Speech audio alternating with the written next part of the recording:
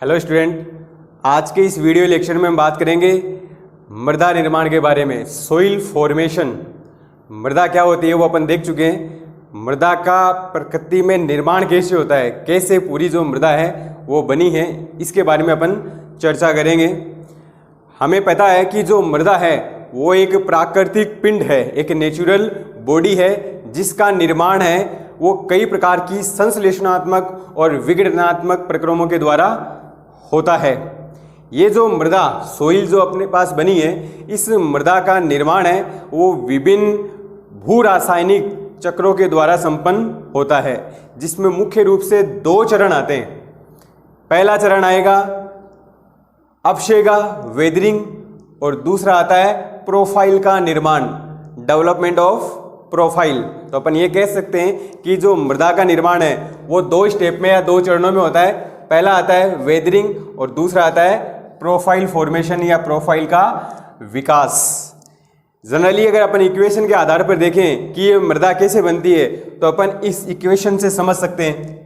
भाई शुरू में जैसे चट्टाने हैं, क्योंकि मृदा है वो पैतृक पदार्थ है चट्टानों का, तो ये चट्टाने इनका अपक्षय होगा, मतलब ये टूटेगी। और ये किसके माध्यम से टूटेगी? विभिन्न कारकों के द्वारा। कारक भौतिक भी हो सकते हैं, रासायनिक भी हो सकते हैं और जैविक भी हो सकते हैं, जो अपन अवक्षय में देख चुके हैं। इस अवक्षय के बाद में अपने को मिलेगी एक रिगोलित मृदा, जो कि असंगठित मृदा होती है। और इस असंगठित मृदा में विभिन्न प्रकार के रासायनिक प्रोसेस होंगे, प्रक्रम होंगे, और उन प्रक्रमों के बाद में हमें प्राप्त होगी एक विकसित मृदा, या जिसको अपन सोइल कहते हैं। तो मृदा का निर्माण किस प्रकार से होता है ये अपन देखते हैं। ये जो मृदा निर्माण हो रहा है ये इसमें विभिन्न प्रकार के रासायनिक प्रोसेस है, विभिन्न रासायनिक प्रक्रम है वो शामिल किए गए हैं। कौन कौन से है वो यहाँ हमने लिख रखे हैं। यहाँ अपन मृदा निर्माण के बारे में पूरा समझेंगे कि किस प्रकार से मृदा का निर्माण होता है, और इसके जो रिटर्न नोट्स है वो आपको ग्रुप में सेंड कर दिए जाएंगे। तो ध्यान से समझते हैं कि मृदा का निर्माण कैसे होता है। तो मृदा का देखो, मृदा के निर्माण में विभिन्न प्रकार के जो रासायनिक प्रक्रम है या विभिन्न प्रकार की प्रक्रियाएं हैं वो शामिल की गई है, जिनमें अपन पहली प्रक्रिया लेते हैं ह्यूमिफिकेशन। पहली प्रक्रिया कौन सी है? ह्यूमिफिकेशन। नाम से ही पता चल रहा है ह्यूमी है वो ह्यूमस से लिया गया है। किससे लिया गया है? ह्यूमस। जान चुके हैं अपन, कार्बनिक पदार्थों का मिश्रण होता है। ये जो अपन ये कह सकते हैं भाई ह्यूमिफिकेशन, ह्यूम का मतलब ह्यूमस, फिकेशन का मतलब होता है बनना, मतलब ह्यूमस का बनना या ह्यूमस का निर्माण होना ही क्या कहलाता है? ह्यूमिफिकेशन। और हमें पता है कि जो भूपर्पटी है उसके जो ऊपरी सतह है, ऊपर की जो परत है, वहाँ इस ह्यूमस का निर्माण है वो होता है। और ह्यूमस के निर्माण में क्या क्या काम आते हैं? जीव जंतुओं के अवशिष्ट वगैरह, पेड़ पौधों के टूटे हुए भाग, शाखाएं हैं या उनकी जो पत्तियां हैं वो आते हैं। तो इस ह्यूमस का निर्माण होता है जिससे ऊपर की परत बनती है। और हमें पता है जब अपन ने सोइल प्रोफाइल देखा था तो वहां अपन ने सोइल प्रोफाइल में सबसे ऊपर की जो परत है जिनको अपन संस्तर बोलते हैं, वो कौन सा संस्तर था? ओ संस्तर था। तो ओ संस्तर का निर्माण है वो ह्यूमस से होता है। तो ह्यूमस का निर्माण ही क्या कहलाता है? ह्यूमिनिफिकेशन, जो कि कौन से संस्तर में होता है? ओ संस्तर में। दूसरी प्रक्रिया अपन चलते हैं निक्षालन, लीचिंग जिसको कह सकते हैं, इलिवेशन जिसको कह सकते हैं। निक्षालन का मतलब होता है पदार्थों का जल के साथ नीचे की सतह में गमन। भाई जो पदार्थ है वो जल के साथ, भाई यहाँ पदार्थ क्या होंगे? लवण वगैरह होंगे, खनिज होंगे, वो पानी के साथ घुलकर नीचे की परतों में, नीचे की सतहों में जाते। तो नीचे की सतह में जाना ही क्या कहलाता है? निक्षालन कहलाता है। वही एक तरह से यहाँ वॉशिंग हो रही है, जो लवण वगैरह होते हैं वो वॉशिंग होकर नीचे जाते हैं, इसलिए इस स्तर को वॉशिंग आउट स्तर भी कहते हैं। क्या कहते हैं? Washing out. जैसे बात की थी सोइल प्रोफाइल में कि ये जो ओ संस्तर है, ओ के नीचे का होता है ए संस्तर, और इसको भी अपन ने 3 भागों में डिवाइड किया था, A1, A2 और A3। यहाँ मुख्य तो जो A2 था उस A2 में ये प्रक्रिया होती है निक्षालन की। यहाँ जो लवण वगैरह सिलिका जो निक्षालित हो रही है वो नीचे जाकर जमा होते हैं, उसको अपन बोलते हैं निक्षेपण। क्या बोलते हैं? निक्षेपण। और यहाँ जो लवण है वो वॉशिंग होकर आए हैं, इसलिए इसको बोलते हैं वॉशिंग इन। क्या बोलेंगे इस सेंसर को? वॉशिंग इन। तो ये दोनों प्रक्रिया होगी, निक्षालन और निक्षेपण। निक्षालन में जो लवण है, सिलिका है, ह्यूमस है या कार्बनिक पदार्थ है, वो निक्षालित होते हैं और वो जमा कहाँ होंगे? नीचे के स्तरों में, यहाँ। तो इसको अपन कह सकते हैं निक्षेपण। फिर आता है चौथा, पौडजोलीकरण। पौडजोलीकरण जो होता है ये भी एक निक्षालन की प्रक्रिया ही होती है। यहाँ क्या होता है भाई, जो मृदा है या भूप्रपट्टी है उसकी ऊपरी सतह में जैसे सिलिका हो सकती है, सिलिका के साथ अपने को Al2O3 या Fe2O3 इनके ऑक्साइड भी मिल सकते हैं। तो यहाँ मुख्य रूप से क्या होता है, ये जो पौडजोलीकरण है, यहाँ जो निक्षालित होते हैं, ये यहाँ निक्षालित होते हैं मुख्य रूप से सिलिका। क्या होती है?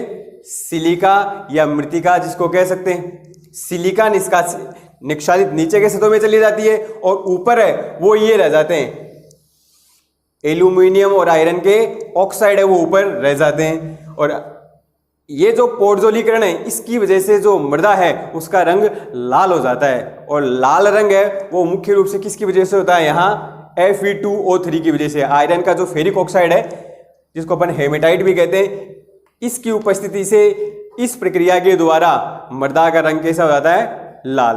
वैसे भी आपको मैं बताऊं कि ये जो पौडजोलीकरण है ये एक रूसी भाषा का शब्द है। रूसी भाषा का शब्द है पौडजोला। पौडजोलीकरण में जो पौडजोल है वो पौडजोला से लिया गया है, जिसका अर्थ होता है राख। जिसका अर्थ क्या होता है? राख या जो एस। और राख अपन देखते हैं, राख का कलर कैसा होता है? ग्रे कलर की होती है, या अपन ये कह सकते हैं हल्के रंग की होती है। तो पौडजोलीकरण की वजह से मृदा जो होती है वो हल्के रंग की हो जाती है। फिर अपन चलते हैं नेक्स्ट में। नेक्स्ट स्टेप आती है लेटराइजेशन। पौडजोलीकरण के बाद में होता है लेटराइजेशन। जैसे यहाँ पौडजोलीकरण में हमने बताया है कि यहाँ ऊपर की सतह से निक्षालन किसका होता है? सिलिका का या मृतिका का, और ऊपर रह जाते हैं Fe2O3 और Al2O3। आयरन और एल्यूमिनियम के ऑक्साइड ऊपर रह जाते हैं और नीचे आ जाती है सिलिका। अब क्या यहाँ लेटराइजेशन में सिलिका है वो ऊपर के संस्तरों में रहती है और नीचे कौन आएंगे? Al2O3 और Fe2O3 ये नीचे आ जाएंगे। तो ये नीचे आ जाने से यहाँ जो रंग होता है, यहाँ भाई यहाँ ऊपर सिलिका रह गई है तो यहाँ का जो रंग होता है ये लेटराइजेशन। लेटराइजेशन जो होता है ना, लेटेराइट सबसे मिलकर बना होता है। जैसे पौडजोलीकरण है वो पौडजोला से लिया गया है और लेटेराइजेशन है वो लेटेराइट से लिया गया है। लेटेराइट।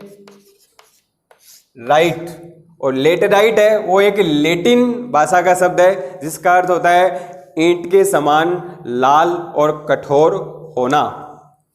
तो यहाँ जो लाल रंग होता है वो लाल रंग किसकी वजह से हो जाता है? यहाँ ये आ जाते हैं Fe2O3।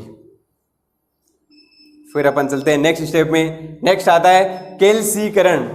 नाम से ही पता चल रहा है, कैल्सीकरण का मतलब होता है कैल्शियम कार्बोनेट या कैल्साइट का जमा होना। कैल्शियम कार्बोनेट क्या होता है? CaCO3। और मृदा संयंत्रों में कैल्शियम कार्बोनेट का जमा होना क्या कहलाता है? कैल्सीकरण। और कैल्सीकरण कैसे होगा भाई? मृदा में जो कार्बन डाइऑक्साइड है वो जल के साथ घुलेगी और एक कार्बनिक अम्ल बनाएगी H2CO3। और H2CO3 है वो कैल्शियम आयनों के साथ, किसके साथ? कैल्शियम आयनों के साथ बाइकार्बोनेट का निर्माण करेगा, जो आगे CO2 के साथ अभिक्रिया कर क्या बना लेगी? Calcium carbonate. इसको अपन इस प्रकार से अभिक्रियाओं के द्वारा समझ भी सकते हैं कि ये कैसे हुआ है। जैसे अपन यहाँ बताएं कि यहाँ ये CO2 है, CO2 है वो जल में घुलेगी और बनेगा अम्ल है H2CO3, कार्बोनिक अम्ल है। ये जो कार्बोनिक अम्ल बना है H2CO3 है, ये कैल्शियम आयनों के साथ घुलकर यहाँ बनाएगा CaHCO3 का whole twice calcium bicarbonate. Calcium bicarbonate जो बना है CaHCO3 का होल ट्वाइस, ये फिर से CO2 के साथ घुलकर बनाएगा CaCO3 कैल्शियम कैल्शियम कार्बोनेट का जमा होना ही क्या कहलाता है, कैल्सीकरण कहलाता है। फिर आता है इसके नेक्स्ट, इसके जस्ट अपोजिट डीकैल्सीकरण। कैल्सीकरण का मतलब कैल्शियम कार्बोनेट का जमा होना, और कैल्शियम कार्बोनेट का निकलना क्या कहलाता है, डीकैल्सीकरण। फिर आता है नेक्स्ट स्टेप लवणीकरण। नाम से ही पता चल रहा है कि इस प्रक्रिया के द्वारा मृदा की सतह पर लवण जमा हो जाते हैं। क्या जमा हो जाते हैं, लवण। और इसमें भी मुख्य रूप से जो लवण होते हैं वो सोडियम के क्लोराइड या सल्फेट रहते हैं, जिसकी वजह से यहाँ की जो मृदा होती है उस पर सफेद रंग की परत है वो जमा हो जाती है, या वो परत है वो सफेद रंग की दिखाई देती है। नेक्स्ट और लास्ट और सबसे इंपॉर्टेंट प्रोसेस चलता है पेडोटवर्सन। ये जो प्रोसेस होता है पेडोटवर्सन का, इसमें क्या होता है कि इन प्रक्रियाओं के माध्यम से जो मृदा संयंत्र बने हैं वो सारे मृदा संयंत्र आपस में मिल जाते हैं। सारे मृदा संयंत्र क्या हो जाते हैं, आपस में मिल जाते हैं या मिश्रित हो जाते हैं। तो अपन ये कह सकते हैं कि मृदा संयंत्रों का आपस में मिलना या मिश्रित होना ही क्या कहलाता है, पेडोटवर्सन। और इस प्रोसेस के द्वारा है वो मृदा बनती है। और इस प्रोसेस में मुख्य रूप से जैसे वनस्पति, पेड़ पौधे या जो जीव जंतु है जैसे कीड़े मकोड़े है, दीमक है, चूहे है, ये भी सहायक होते हैं, क्योंकि इसमें मृदा आपस में मिलती है और मिलने का कार्य में सहयोग करते हैं। यहाँ दीमक है, चींटियाँ वगैरह है, पेड़ पौधे वगैरह, ये भी है उस मृदा को मिलाने में सहायक होते हैं। तो अपन ये कह सकते हैं कि ये मृदा फॉर्मेशन है, ये सारे प्रोसेस होते हैं। ठीक है, अभी के लिए थैंक यू।